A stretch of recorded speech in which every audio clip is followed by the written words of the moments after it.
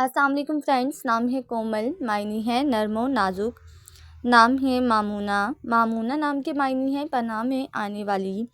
नाम है हफ्सा, हफ्सा नाम के मायनी है शेर का ख़ानदान, आप सल्लल्लाहु अलैहि वसल्लम की बीवी।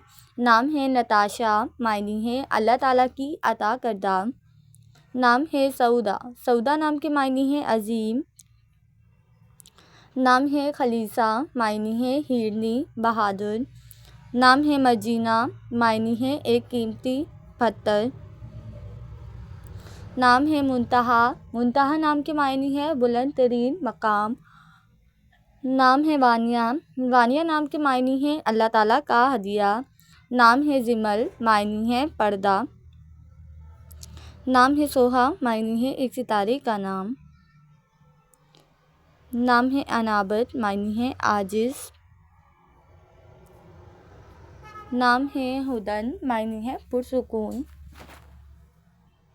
नाम है हुरम, हुरम नाम के मायनी है हूरों जैसी।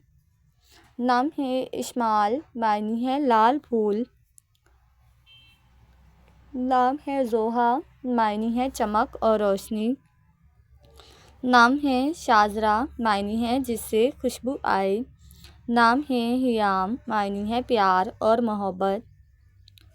नाम है इशाल, मायनी है जन्नत का फूल। नाम है अलीफ़ा, मायने है दोस्त और साथी।